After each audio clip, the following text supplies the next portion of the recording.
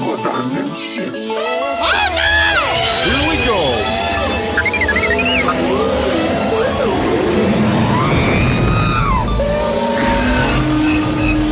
Can I persuade you to join us for a drink? It's a tradition. Here, here. Jar Jar, homie, my main man, quickly. Before the Separatists attack, get into the escape pod. Hey! This is escape, then we're the pod.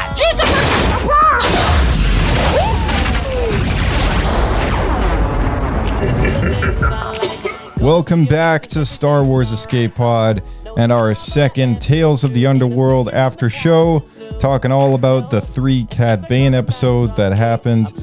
These episodes all debuted on May 4th, 2025, and we've got our co-host Blake and Darian joining us in the Escape Pod this week for a deep dive on Cad Bane in Tales of the Underworld. This is the origin story of Cad Bane. In the meantime, definitely go and check out the Asajj Ventress one we did last week, as well as all our Andor after shows. Those for season 2 were super fun to do, and what a great show that was. So definitely go and check those out as well. Social handle at SW Escape Podcast. I just wanted to throw that out there, and we got some more little announcements when we get going here. So let's get into it.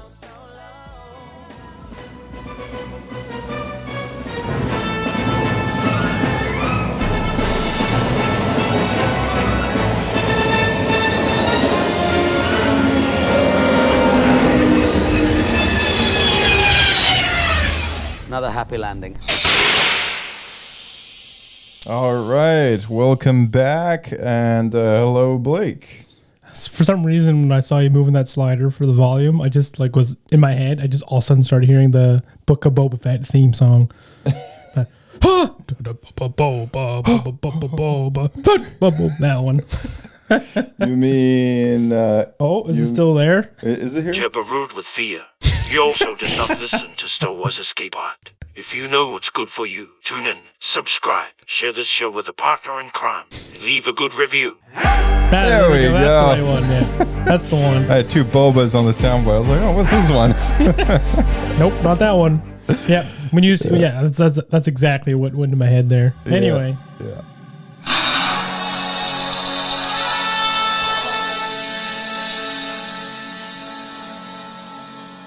So good. Man, such Western vibes in this arc. I really love that a lot. Yeah. I love that. I love how it's kind of progressively gotten more and more kind of cowboy as his character has been developed, because when you could judge the amount of cowboy by how thick his accent becomes. Oh yeah. Well, also the music from season 2, or the finale of season 1 when he was first introduced, like it was it's that kind of jingle that they have kind of warped and mutated into his theme, and it's amazing. But anyway, we'll get into it. Welcome back to the show, Darian. Always good to have you back. Hello, sir. Glad to be here. It's good to know that I'm just blending in with the furniture now. Sorry about that. Part of the ship, part of the crew. Before we do get started going on here, I did want to say, I think it was 2 years ago, we did a giveaway for a lovely company called Orbit Key. And Orbit Key, as you know, our friend Kirk, who co-host here on the Escape Pod now, was very much a big part of that company once upon a time, and in the before times, yeah. But we've always, ever since the enthusiasm that we had from him when he was working at Orbit Key, we've all been fairly excited about the company, and they've shipped out some stuff for us to sample, and all the products have been great. And they've had some restructuring happening, and things were, I guess, sort of absent for a little while with our communication with the stuff at Orbit Key, and they announced a few new things in that time period. But I feel like I've always kind of tried to send out tweets and messages in our Discord and just things like that when new Star Wars stuff comes out, because I do that anyways, right? Love Orbit Key as a company. Anyway, long story short, we're going to do another giveaway with the final kind of remnants of the Star Wars IP that they have had. Okay. First off, they have a giant sale happening on Orbit Key on the website. So I was actually eyeing up the Darth Vader Nest version 2 when this sale kicked in, and then I ran into difficulty buying it, and I was like, I'll do it another day. Went back to the website, all out of stock. Yeah, that's how it works, man. Yeah, that's how it works. That's probably why it wasn't working to order in the first place. I know, right? That's the worst when it says in stock, but just it's not working. Yeah, it's a terrible feeling. But anyway, whatever the case, I definitely want to encourage anyone who was checking out anything at Orbit Key at all, definitely go give them a look and jump on the sale over there happening. Once the Star Wars stuff is gone, it's not coming back. It was all limited edition when they first announced and released all these things. That's been floating around for about 2 years. And the key organizers are super well made and really solid. I'm still using mine. I see you got it. I still have it here. Yeah. Well, here in the podcast I take it with me room, everywhere now. It's real leather. I love that. It is, and they have the engraving of the quote on the inside. I have a mint condition Ahsoka right here in the podcast room. We keep as a little trophy to kind of remind us in of that acrylic box. The lovely friendship at Orbikey, but it's an acrylic box. No, I should put it in an acrylic box. Limited edition, dude. That's right. But anyway, go and check them out. Go and take a look, and we will be doing a giveaway very soon. I'm just waiting to hear back on some final details. So more details to come on that, but a number of things to give away. I believe there is some nest boxes, some tote bags, and some Grogu key organizers, if my memory serves correctly. So cool. This time we might have multiple winners, which is great because last time we just had one. So yeah, look forward to that. Follow the socials and Orbit Key, and I think that's the housekeeping for this week, I believe. Cool. It's all good news in my books. Yeah. All right. So without further ado, let's start kicking things off with some Cad Bane here. Darian, before I read off the plot of this, why don't you kick things off? How did you like this particular story arc compared to the Ventress one that we all talked about last week? I like this one, but it really went against what had been established for Cad Bane so far.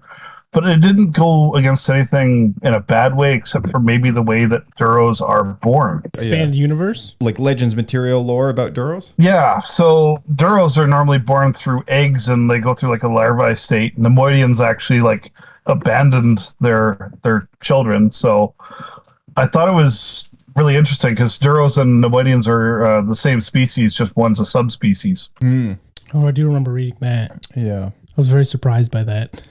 So interesting. Okay, so normally they would skip like an adolescent phase. Well, so they're born through eggs, and then they turn into larvae, and the Duros raise them themselves, and then the Nemoidians have like a group sort of state-run childcare thing. Right, that would make sense. I found it really interesting. So was this sort of not your expectation? Like, did something in this story arc give you the impression that had changed? Yes, Cad Bane's kid is raised by his childhood buddy, and like she's pregnant when Cad Bane goes to jail. Gotcha. All right. Well, I mean, maybe it's fertilized in the womb and then she lays an egg. Yeah, maybe. Yeah, maybe. Or maybe she's just different. You know. She's a freak of nature. Yeah, she wants to look after her own kid. I mean, you know. She was jealous of all the mammals. Yeah. It must have been it.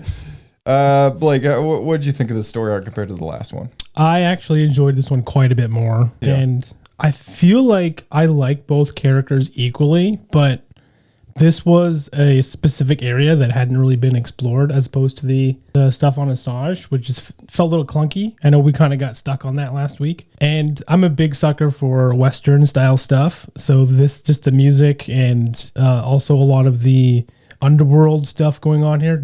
I would say this was more Underworld-like to me than the last arc. I'm not sure if I would have really considered the last arc to be quotations Underworld. Yeah. But overall, I was very happy with this. In fact, I can't even think of any specific critiques. Yeah. I'm kind of in the same boat. I didn't really go in with any expectations, and I knew as much as we were getting a story about Cad Bane's childhood, and at least from what I saw, I thought that was a really entertaining story, and I thought it may have played a big part in kind of explaining how he ends up to be the way he is in some kind of mild manner. But I couldn't help but think, because I don't watch a lot of Westerns, and I couldn't help but think maybe if my knowledge in that genre of film was better, that I would be able to draw way more parallels, as we were talking about this week. So, I'm sure a lot of people out there would probably benefit from maybe doing a little bit of research as well, just into. Kind of wish Bryce was here right now. I know he's. I feel like he would know more experienced some in stuff. Yeah, filmography of that. Yeah, I like even down to the titles of the episodes. Like I feel like there is definitely something that they may have been inspired with when telling this story or that story or this title or that title or this character. Who's he based on, this and that. Yeah, definitely something to keep in mind. And I hope maybe they do some blogs at starwars.com that do kind of give some insight into those stories. And I always appreciate starwars.com for doing deep dives like that, like, getting into the material and giving behind the scenes. And, I really miss the Rebels Recon days when they did stuff on YouTube. But I kind of wish they did stuff like that still. But, it is what it is. So, yeah. I'll say there's one thing that I was a little surprised by, and that was the parallels between Cad Bane's, let's call it a prequel storyline, to like Ezra, because they both were like street urchins, and then they both end up joining like a underworld crew. But one ends up being led by a Jedi, and the other one's being like an actual criminal. Yeah, I know, it's a great point, and that great segue into this first episode here. So what I'm going to do is going to read a little bit of a plot summary, and then we'll just kind of dive in. So this episode is called The Good Life, and here we go. In a bustling city, two Duros street children, Colby and Nero, scavenge for food. They are mistreated and labeled street rats. A Duros businessman watches them steal fruit from a droid. He later gives them a coin, calling it an investment. They use it to buy candy from a wary Aqualish clerk. The next day, the businessman offers them more money for an errand at a grocery store he dislikes very much, or the people that work there. While the boys distract the owner with thrown out garbage, a gang robs the store's secret casino at the back of the store. The businessman shoots the owner and tells the boys to flee. During the escape, Nero is captured by the police, but Colby escapes with the businessman, who welcomes him into his family and gives Nero's share of the money. So that's a very kind of simply put summary there. Interesting how he kind of starts off with his name. Did I get that right? Because he's not right. I forget what it is. Did you just say it? Colby. Yeah, that's right. I was not expecting that. Yeah, it's such a North American name.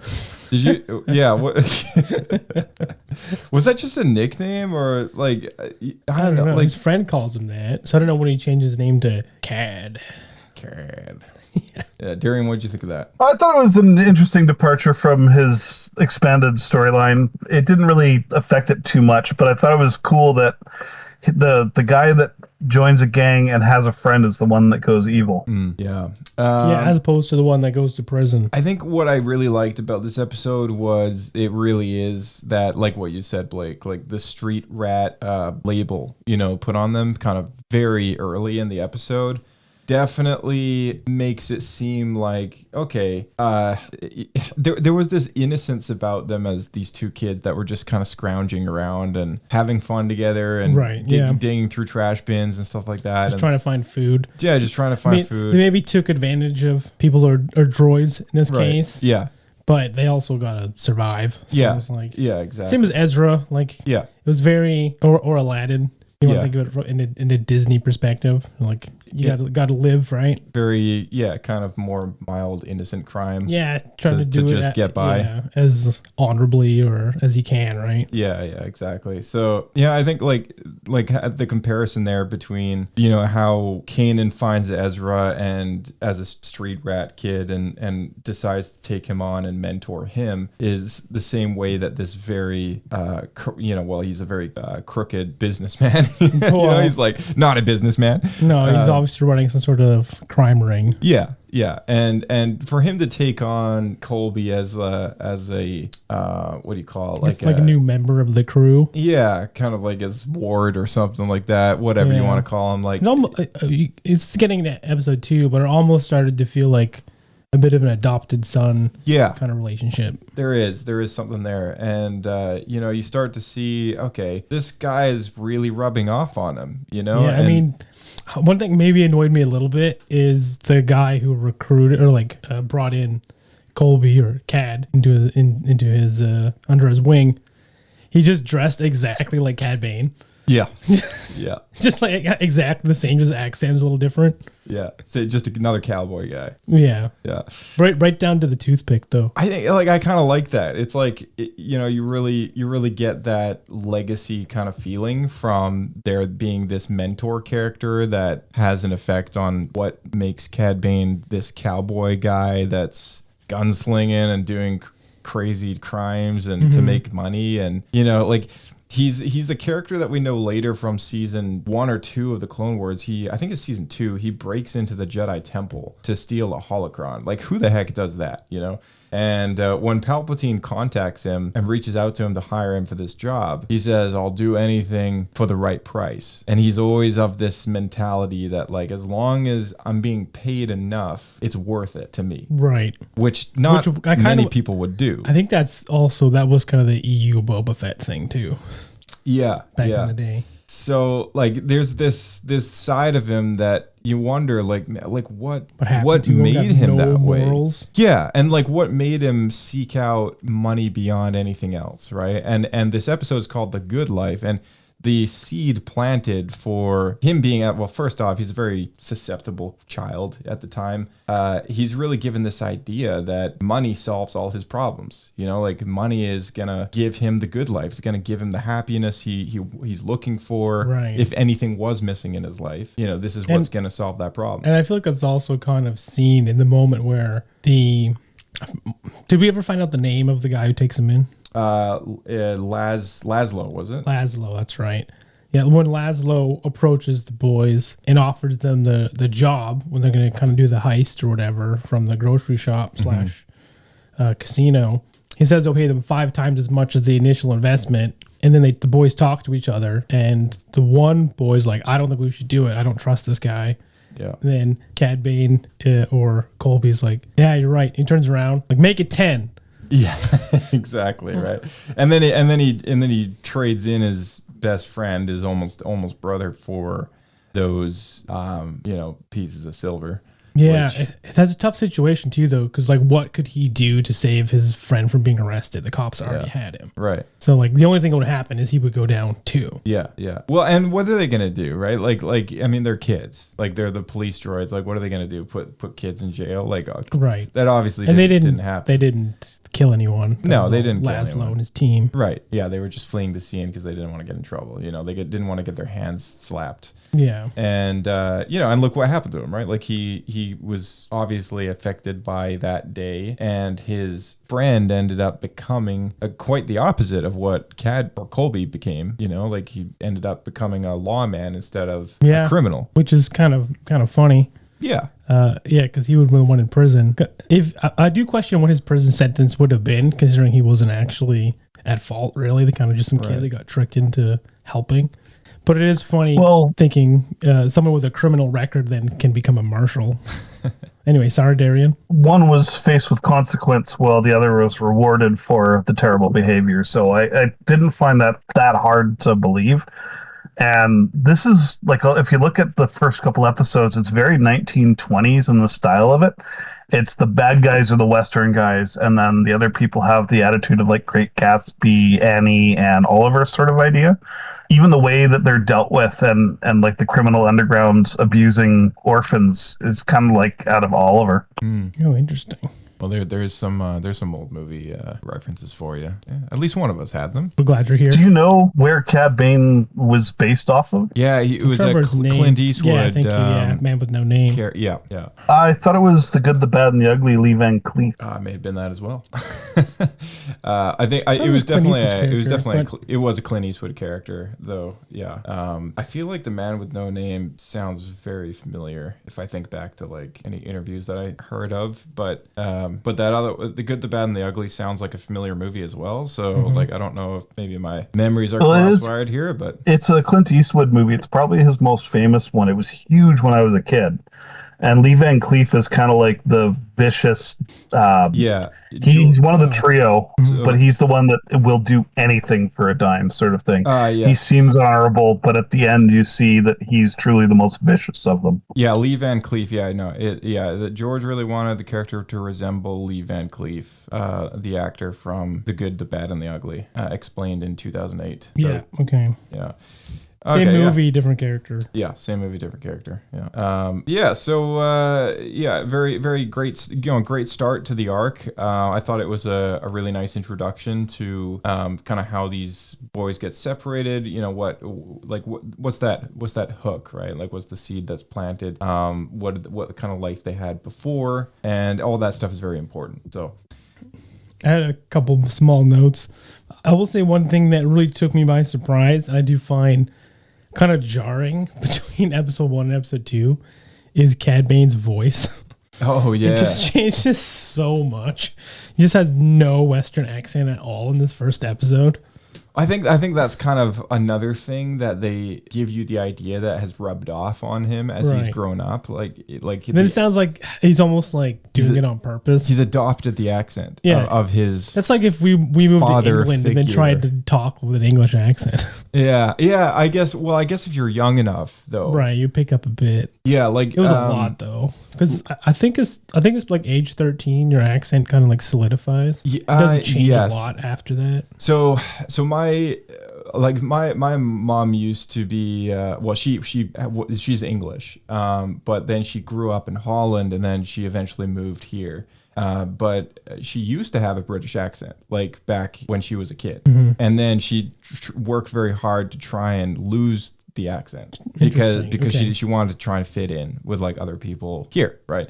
And it's like, okay, that's fair. But I think it's kind of interesting because that was when she was in her like teens, kind of, so I guess it was just, I guess to me, it didn't really bother me all that much because it showed me that it's like, oh, this kid really looks up to this guy, everything about him, like his clothing, the way he talks, what kind of jobs he takes on, like his morals, why he does what he does for money, pretty much everything. And He just becomes that character. yeah, really. he's just kind of slowly becoming that character because if you think about it, he's like this kid is like a clean slate. He's had no mentors. He's had no father figure. He's had Right. no family. In fact, it's directly in a line says that like he didn't really know his family because he was so young when they passed or whatever. Yeah, and it really gives meaning to like when Laszlo passes him or tosses him some money and he says like call it an investment. He's really like it really is. He's really kind of banking on like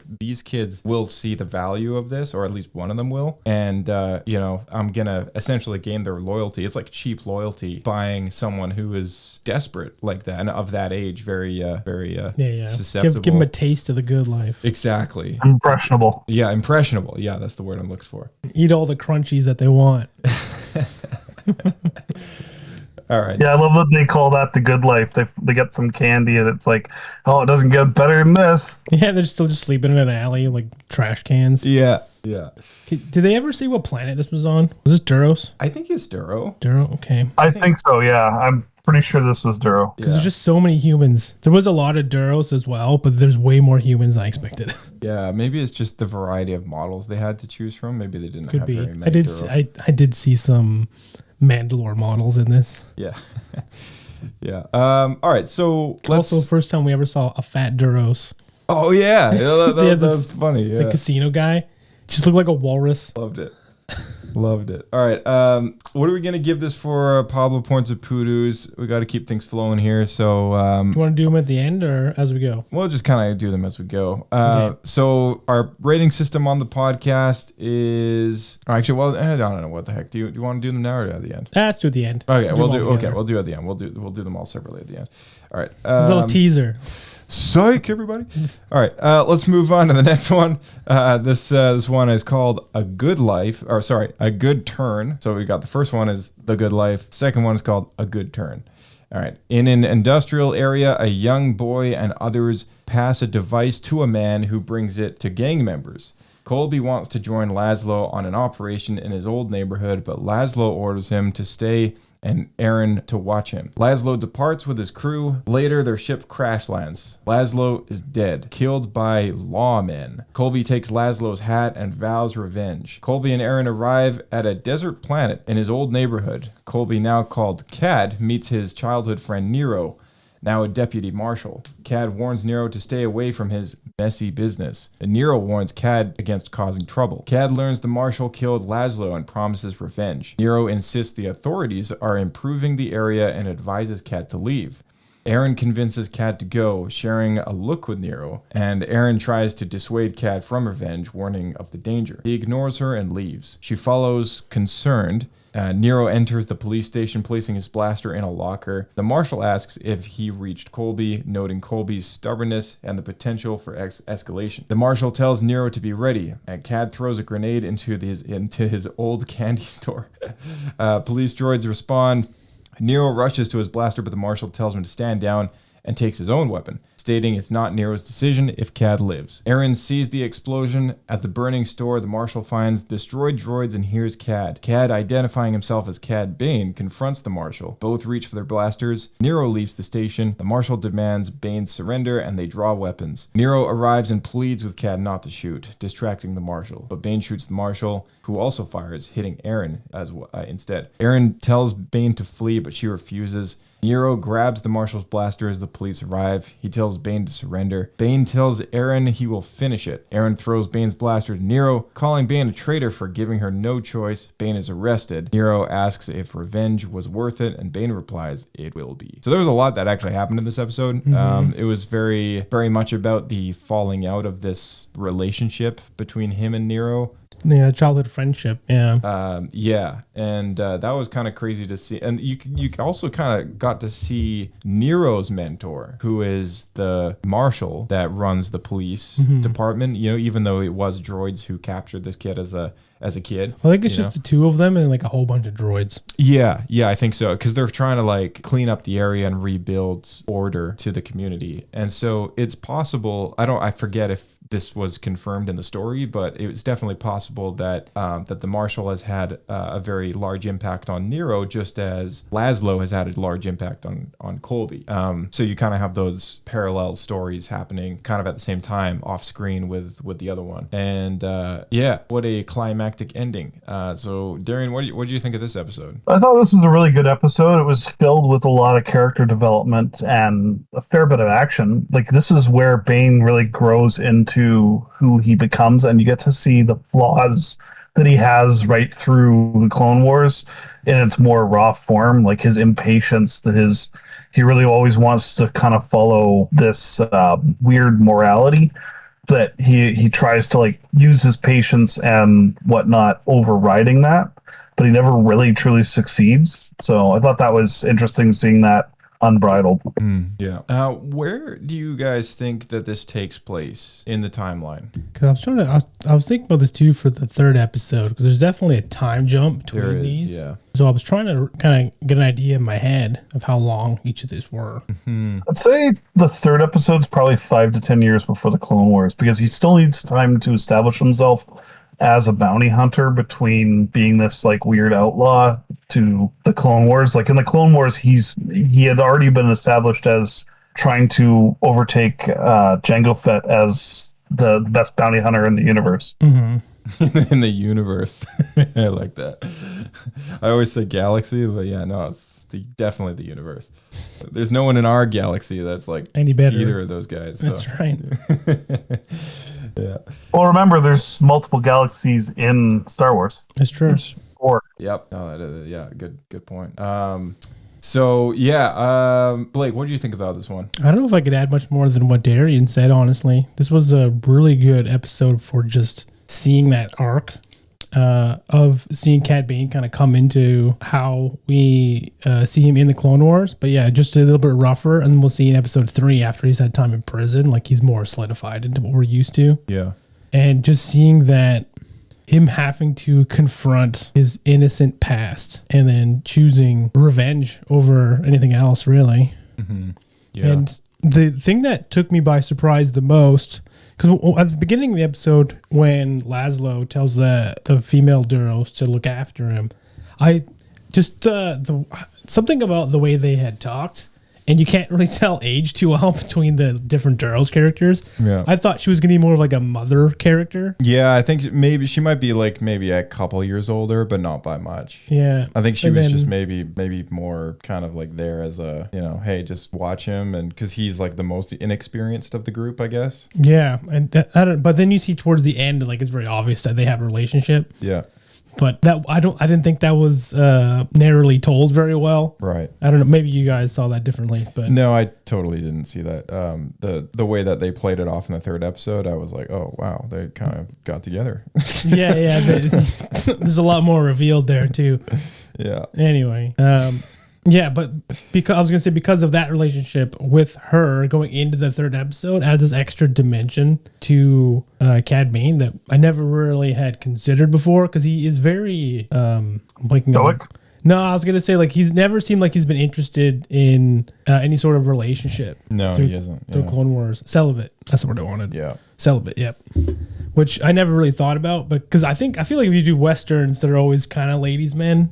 But Cad Bane was very like just a job. You could argue this because it's a kid show, but Yeah. I think we see here. I think he was so spurned by what happened that it just hardened him. Yeah, and maybe I'm getting ahead too much because we're getting in episode 3. No, I mean, like, it's a good thing to bring up, though. And, like, another thing that just kind of add on to that is that we've seen a number of times through Book of Boba and Clone Wars that his character is very, very driven by having, here's a quote that he usually says, a score to settle. Right. I gotta settle the score. Right. Like he's always keeping tabs. He's always saying that. He's always got to be the guy on top. He's always got to be the guy who had the last shot or the last word and anything, right? Well, all those who gain power are afraid to lose it. That's right. So yeah, it's like, I think like this was a very great story for just kind of showcasing that last straw, that kind of, I don't know, just like the twig that snaps him, and he's just off to the races now. He's just kind of driven by vengeance like all the time. And you pair that up with a job in his profession, and it's like a bit of a toxic mix. Like not every bounty hunter is a bad guy, but Cad Bane is a bad guy. Like he is a villain. And it's not usually a profession that the most kind-hearted people are going to go into. Right. Yeah. I mean, it's totally true. Mind you, bounty hunters don't all need to kill people. Like they can take jobs that, it's capture jobs. Well, the most honorable people tend to be like Django. Right. Yeah. And Django's done some, and Django's definitely done some shady stuff, but he's definitely an honorable guy, right? Like he's got honor to him as a person. And a lot of the other bounty hunters see that as his flaw, though. Yeah, probably. Because that gives him like a weak spot. Yeah, because some of them are scumbags. But like, let's not forget, like Din Djarin is a bounty hunter. Right. Yeah, but I think that's his whole story arc, though. Because when we meet him, I think he is kind of just do whatever you got to do to get the job done. Doesn't matter. Yeah, and then he has a change of heart, and we realize as an audience, like, oh, this guy's a good guy. Like he's not gonna just do anything for money. Yeah, and I think that's kind of where Cad Bane is quite an opposite. Is like he will do anything. He will trade in his best friend for money. Like he will. This is actually making me think. I kind of wish that Mando had been a little bit rough around the edges, like a. It's not Paz Vizsla, the other Vizsla. Pre-Vizsla? Pre-Vizsla. Pre-Vizsla was a very political guy, though. True. Like Pre-Vizsla Cad share that they have this weird lust for their status, right? That's their major motivations. Yeah, that's true. Yeah. Which Cad Bane has as well. Bring a full circle. I'd say that's Cad Bane's major personality, is that everything is about status with him. Like even Toto is the perfect personification of his lust for status. Like it's this thing that he's wanted since he was a little kid in the expanded universe, and he finally gets it, and he uses it as like a bomb and a distraction, and he just kicks it around and treats it like garbage because once he got that level of status to have a servant droid, it was not enough for him anymore. It was this stepping stone that was beneath him now. Right. That's actually a good point. I had no idea that he was longing for that as a child. That's an EU story? Yeah, I think I can't remember where it's mentioned, but I think maybe in Clone Wars as well, it mentions that who would have thought a boy from the slums would one day have a servant droid like Toto. Right. I had no idea. I don't think Named after a toilet. Yeah, like Toto, that was a character in Clone Wars that showed up. It was weird. Like he died at one point and then he came back. It was a droid, so just get a new one. Yeah, I guess he just got another one. But yeah, it was just one. No, Anakin rebuilt him. The Toto droid? Yeah, when he's used at the bombing of the Jedi Temple. Doesn't Anakin rebuild him? Well, it doesn't show that. It doesn't indicate that at all either. Because then later in the show, when Cad Bane pops up, he's got another Toto. They should name him Totu. Yeah. Yeah, but so I'm always very surprised at some things in Clone Wars aren't the verbal context isn't really there for a lot of things, but yeah, Toto was always one of those mysteries to me. I was like, oh, is it the same droid or is it just another unit or something like that? Like I don't really know, but so I know there's a lot of like other material surrounding Clone Wars from the Legends days because Clone Wars did come out in parallel with a lot of the EU stuff, and there were Scholastic books and stuff too. Scholastic books. I know Dark Horse did like an entire The Clone Wars like comic series that kind of branched off of the Showa in many times. But when Disney kind of came in with the chopping block, like all that stuff was swept aside. So like technically none of it happened. Like it's really just kind of they kept the events of the show, like the actual show itself is still canon, but all of the surrounding material was kind of left to the Legends chopping block. So I don't really know like how many of these stories that they kind of added lore onto, especially around Cad Bane, that they're planning on keeping as relevant to kind of where they plan to make more stories with the character. But that plays into everybody's character, that's like everybody. But I hope, hopefully if there's any good stuff in the old EU version of after he first showed up in season 1 of Clone Wars that, hopefully, to recanonize it. Yeah. Or bring it back or, whatever. Right. Dave's pretty good at that. And one thing I did notice is all 3 of these episodes were actually written by Dave Filoni. Yeah. Yeah. I didn't check the Asajj stuff, but the Cad Bane ones were for sure. Yeah, Dave, I guess he has a good time doing these tales, I think, because like... it probably takes him back to Clone Wars days, and he's so attached to these characters, too. Yeah, and it's still a way of, like, if you look at all the tales of shows, like, they are very, like, kind of like Clone Wars, very anthology-based stories, and very diverse in the characters that they're telling narratives for, and it's like, oh yeah, like that was Clone Wars. Like Clone Wars did that. Like we had different character arc stories and different character showcases, different styles and themes, and like it was all very there's cowboy stuff. There was Godzilla. Totally, it was very colorful when it came to the stories that they were telling. Bottle episodes with viruses. Yeah, so this is, I think, his new, and he's so busy with all the new stuff like live action shows and movies and stuff like that. I think this is kind of his escape. Like it's like, hey, I do want to like still write. I'm glad he is because he was doing such a good job. Yeah. All right, this final episode is called One Good Deed. Years after Cad Bane's associate Nero reformed his neighborhood, a Trandoshan criminal, Vaklako, arrives, meeting with another of Bane's associates, Tay Gruddy, Gibbs, a Duros port worker, and Nero believes that Bane is still imprisoned. However, Deputy Vance discovers Bane's early release. Vance fears Bane seeks revenge for Nero's role in his arrest and the death of Aaron. Nero dismisses these concerns, but prepares for potential conflict, entrusting his adopted son Isaac, who resembles Bane, to Vance's care. At a town meeting, rumors of Bane's return spread. Nero assures the council that he will handle it, despite his past friendship with Bane, and warnings to flee. Later, Nero confronts Gruddy, who subtly threatens him by mentioning Aaron. Meanwhile, Bane's shuttle arrives. He learns that Gruddy and Aaron married. He learns from Gruddy that Aaron married Nero, causing him to scowl with rage. Back at the station, Vance quits, leaving Isaac with droids. Nero sends Isaac home, promising to return. At the town hall, the council debates how to handle Bane. Bane arrives in the neighborhood, and Nero confronts him. Bane is flanked by police droids, but Gruddy and Lacko are positioned as snipers. Isaac arrives, calling Nero Papa. Bane learns Isaac is his and Aaron's son. Bane signals, and the snipers eliminate the droids. One droid shoots Gruddy. Nero and Isaac take cover. Nero mentions Aaron before Bane fatally shoots him in a duel. Isaac rushes to Nero as he dies. Bane realizes that Isaac is his son. The mayor shields Isaac from Bane, who walks away after his hollow victory. So this was kind of a expected but also unexpected ending. I think we all expected that Bane would definitely walk away alive, but very unexpected that we discover that he has a son walking around out there. Yeah,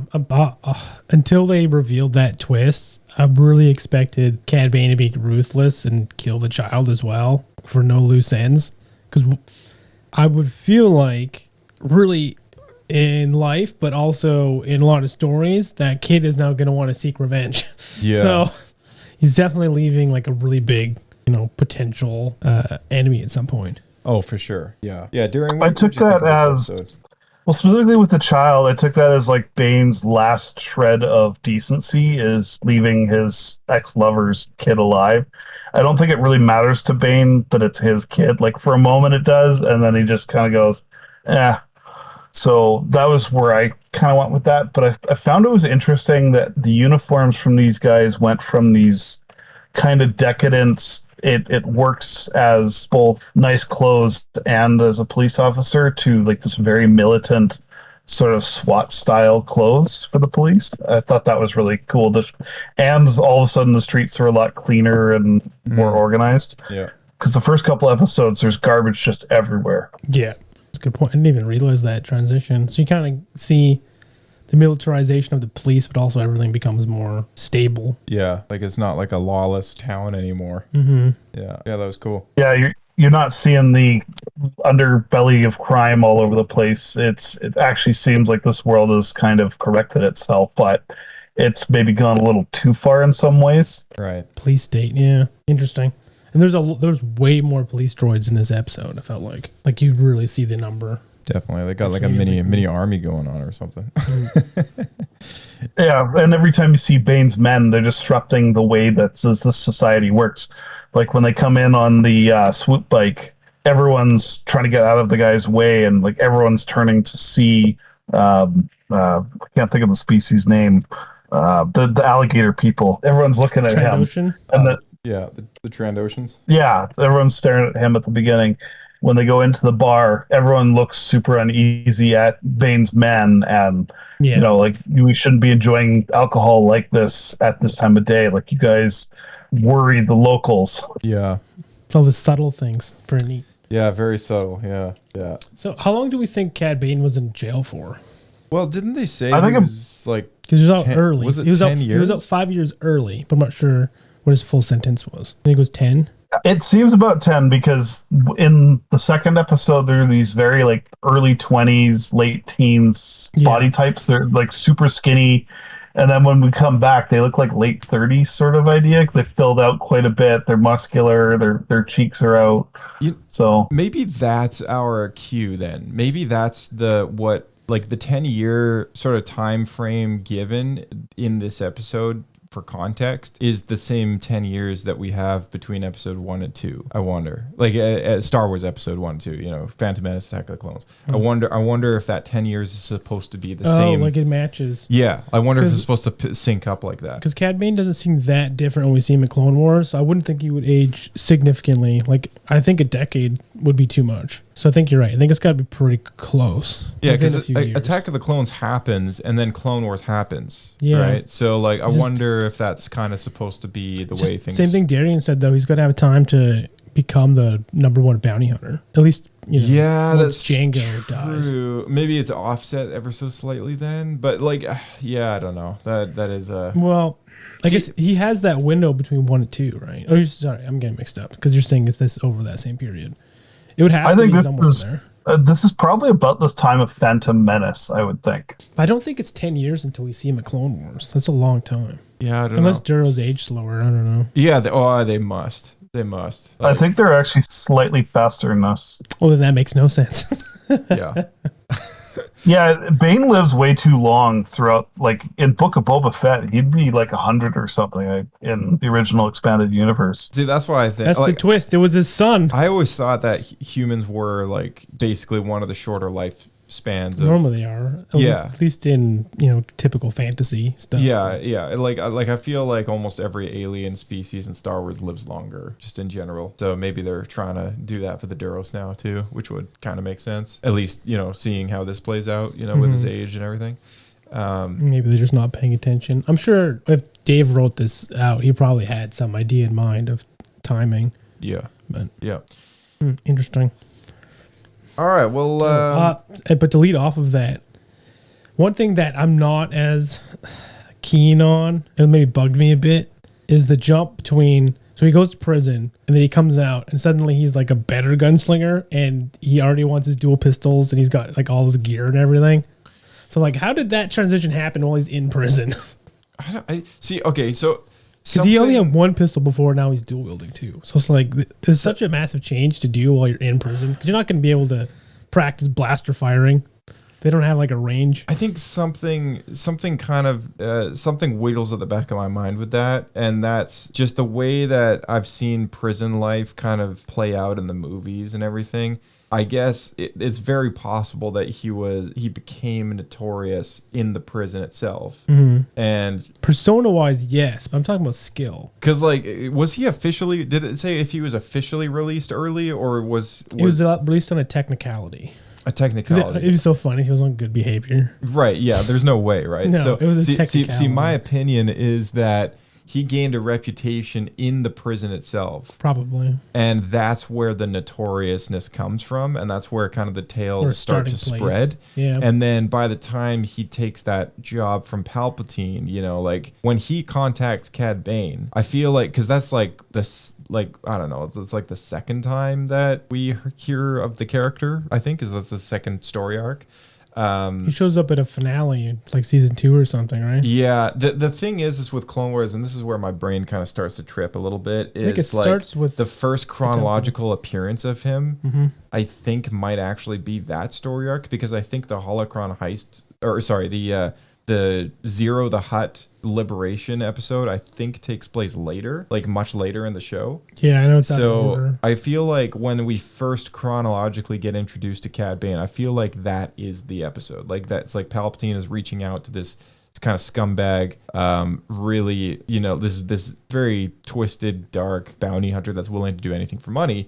But probably reaching out to him because he always gets the job done, regardless of the morality. Either that, or I mean, there's definitely got to be this sense of confidence in this character for Palpatine to reach out to him. But it's also just as likely that Palpatine is reaching out to somebody that he knows has a underrated sort of status, right? Like there's stories about this guy, but he hasn't really had any big massive scores. Yeah, he's yet. an up and comer. Yeah, he's an up and comer, but like maybe he's like maybe I can.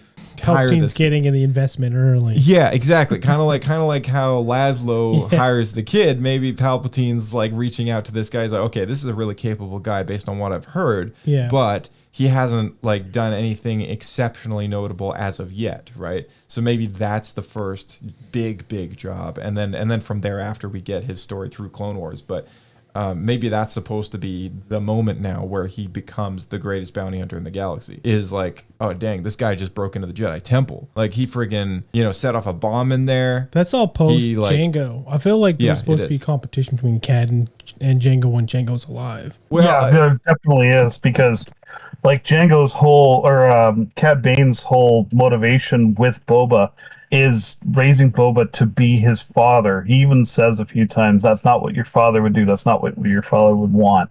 He's trying to turn Boba into the best Well, he never says any of version that, though. of Django. Yeah, Yes, he does. That's Hondo who says that. That's Hondo who says that.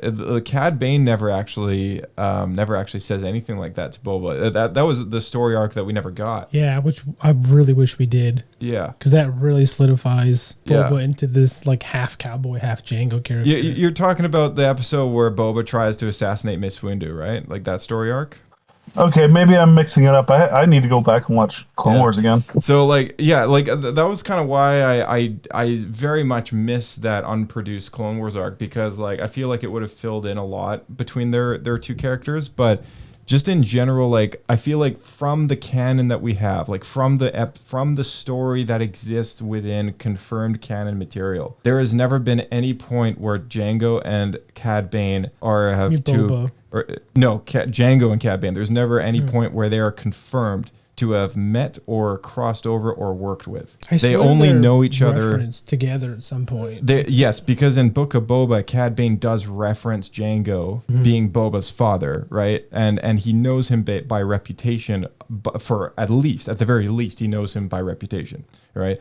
So if he did know him through the professional world, and I need to go back and rewatch Book of Boba to kind of confirm that like the dialogue that he says, because maybe he does confirm that he met him or knew him in person, but like just based on kind of how I remember it, I feel like there's really not any big kind of moments where he was ever directly competing to be the best. And from what we know from the Bounty Hunter game, like the Jango Fett Bounty Hunter game that we played, That's before Cad Bane existed. Yeah, that is Django's big score.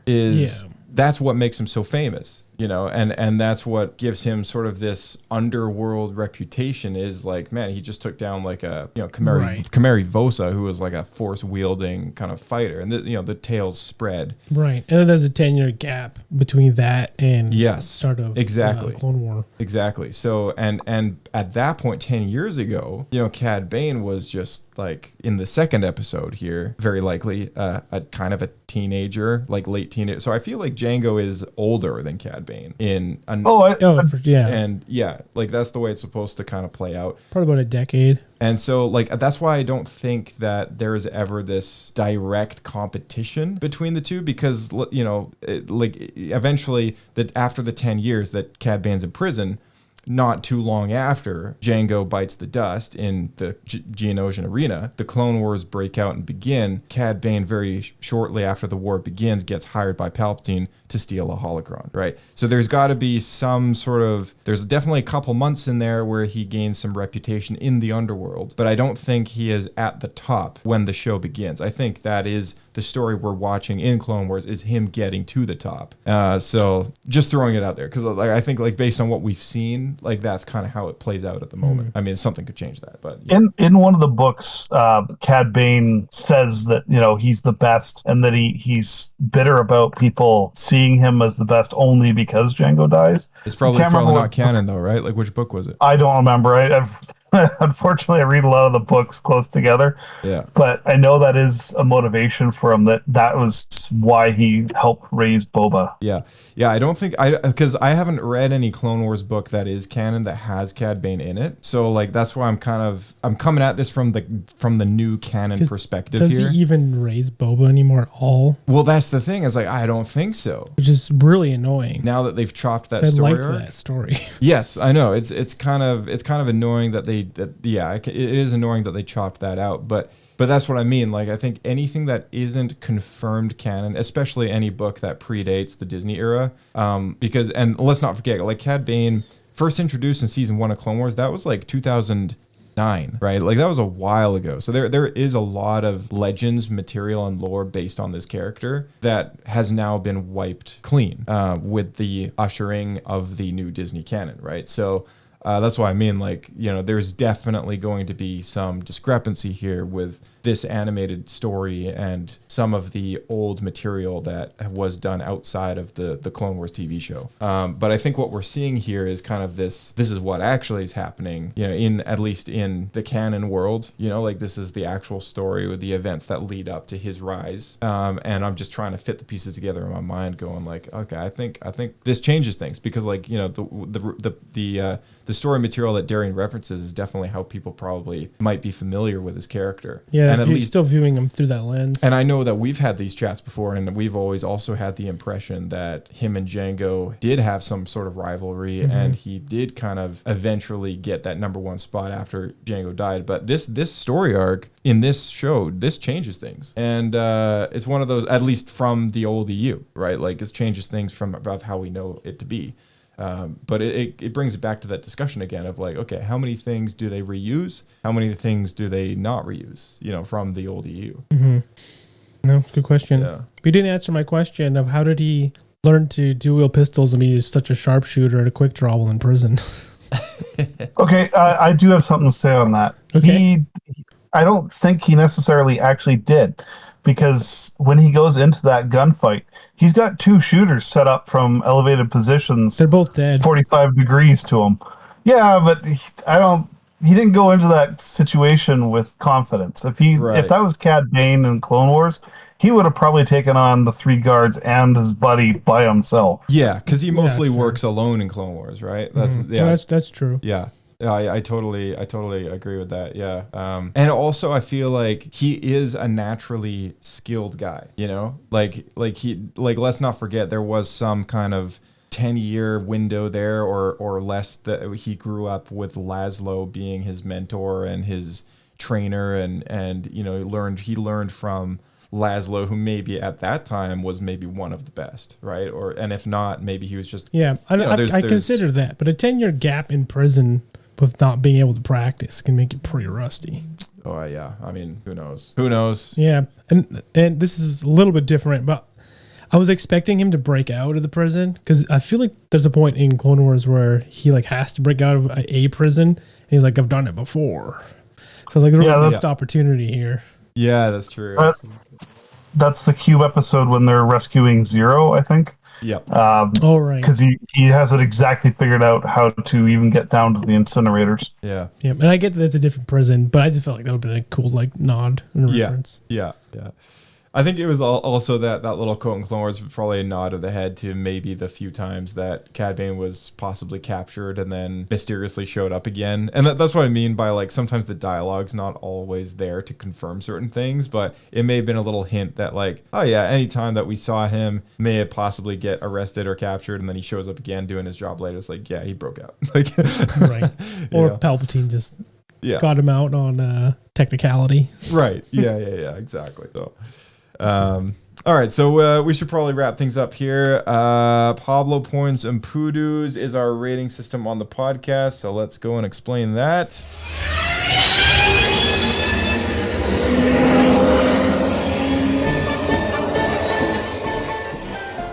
Pablo points and poodoos, named after Pablo Hidalgo himself.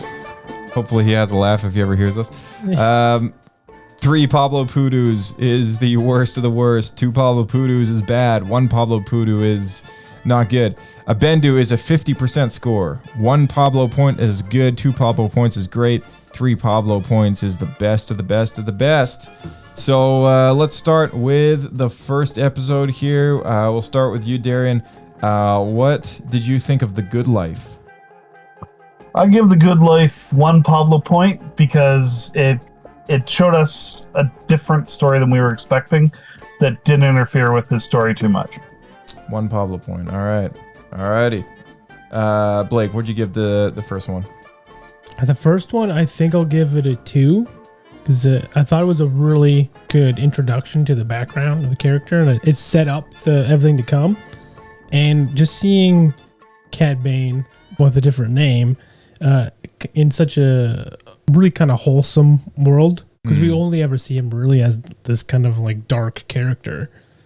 Seeing the innocence, it was kind of refreshing. I would say refreshing, but also it just adds a lot more perspective to the character. Yeah, because it's always, you think about all these, same like Darth Vader too, right? I think you mentioned this last week. Just seeing, even Darth Vader came from such an innocent place in his childhood. Yeah, exactly. See, I think Palpatine is the only one that was evil from the beginning. At least if you read the book. In the legends, know, and now we don't know, right? But yeah, hopefully that stays that way. All right, I gave this one a 1.5. Thought it was good. Thought it was good. All right, Darian, what'd you give the second one? A good turn. I'm gonna give this one a 2. It really showed the character development and the more raw primal version of Bane, where he hasn't worked in who he has to be. He's just being who he actually is without the extra armor and whatnot. Yeah. I gave this one a 2. What'd you give this one, Blake? I think I'll give it a 2.5. Actually, I really enjoyed this arc quite a lot. All 3 episodes. Nice. Awesome. And just seeing really that transitionary period from where he came from in this one to him. Really, I guess the 2 people he really cares about that are close to him are his girlfriend and his mentor Laszlo. And here you just see him kind of take that first big step into what we see him become in his darker self in the future. Yeah. Kind of vowing revenge. Yeah, for sure. And the action was fun. So then I'm curious, what did you give the third one, One Good Deed? Me? Yeah. 2.5 as well. 2.5 as well. Okay. Yeah. Alrighty. Yeah. And man, I was really surprised by that twist of finding out that was his kid. I'm curious to see where that's going to go. Yeah, I'm curious to see if that character will show up again. Yeah, but man, just finding out that his childhood best friend who put him in prison, like married his girlfriend, like that's such a dark twist. Oh yeah. Like, man, what a gut punch. I was so shocked by that. Oh, I guess that also is just like one other drop in the bucket for like why this guy is so bitter all the time. Yeah, seriously. And can't trust anybody. Yeah. Could you imagine like the person you've been waiting to see the whole time being in prison come out and you find out she married the guy and had raising a kid with the guy who put you there? Crazy, right? Yeah. Darian, what did you think of the third one? I give it a 2. It's kind of where Bane has really figured out the theatrics of the character he's trying to develop. He, the double guns, the way he's using the hat now is more moody, but yet he hasn't really gotten into the role. That's why he's not got the confidence, even though he's trying to exude it. Right. All right. That's 2 for you. I will give this one a 2.5. I think even though I knew he was going to walk away from that duel, I was still like very much invested in what was going to happen. And I think it was all thanks to the lead up from the previous 2 episodes that kind of brought me there. But because you could really feel the connection between like these 3 characters. Yeah. Yeah, exactly. Okay. So yeah, that's our, those are our scores. Now I'll read off some others that we got from other members of the Escape Pod here. We got Nick and Shauna scores in. Okay, Shauna gave Bendu's across the board for all 3 of these episodes. Very surprising. Nick gave a 1 Pablo point to the first episode, a Bendu to the second, 1.5 Poodoo to the third one. Oh my goodness. Man, if they're going to be doing this, we got to get them on the show. I know. What were the comments? I mean, I wish there was a comment section for why we got 1.5 Pablo Poodoos for the third episode. But we should probably start requesting comments for that. You get like a little voicemail. Mandatory, yeah. Yeah. Like, Poodoo's out of left field here. If we got a voicemail from Nick about explaining like why we got 1.5. Oh, guys, it just sucked. I don't know, man. It would be something like that. It would be short. It would be short, sweet, and simple, and very different from every other review we have. I'm gonna ask him about it when we jump on Fortnite. Sounds good. All right. So okay. For some reason, our team average on this thing is not working. But it will be fixed. So if anyone does want to see our team average and our scores for these episodes and every other episode that comes out on anything since we've been keeping track of all this stuff, you can hit the links down below. And there's something called the podcast archives down there. You can check it out there, or you can go to StarWarsPodcast.ca. I'll take a guess. I think it'll be somewhere around, the average be between 1 to 1.5. Average of between all the reviews. Oh yeah, you think? That's my guess. Okay, all right. That's some keen observation there. It's probably something like that. That 1.5 is going to bring that third one down by quite a lot, I think. And the Bendu, I mean, like, dang. Yeah. All right. Interesting. All right. Good. I think we're all wrapped up on Tales of the Underworld now. So I'm looking forward to the next anthology animated show that they come out with. Yeah, I guess we're going into the dark times again, aren't we? Yeah, we kind of are. The only thing to come out for the remainder of the year is Star Wars Visions Volume 3 that comes out this fall.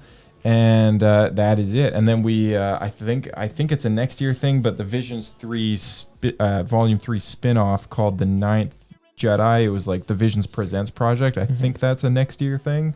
Okay. Because you said Volume 3 is going to have a sequel to that, right? Yeah, Volume 3 was going to have... So the Volume 3, one of the episodes, or multiple episodes are sequels to episodes that happened in Volume 1 and 2. Yeah. They're all sequel episodes. But then from that, we'll get a Star Wars Visions Presents continuation of the that one. Do you think that then will follow up on whatever's in Season 3? So Season 3 will set up the series sort of idea?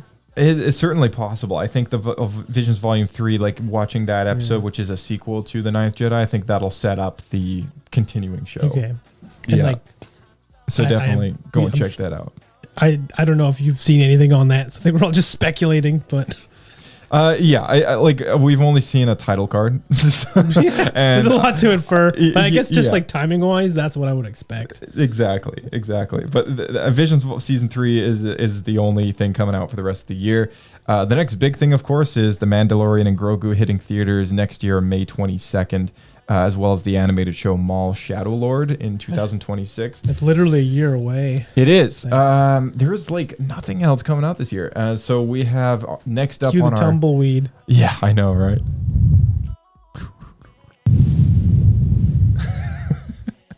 Man, yeah, it's an empty desert out there. Crazy. But yeah, we do have a book review coming up. We're going to probably be doing a little more of those book reviews. And I think at some point we'll dive back into the Star Wars archives and take a look at that interview with George Lucas that's written through that book by Paul Duncan. We'll go through the Star Wars timeline.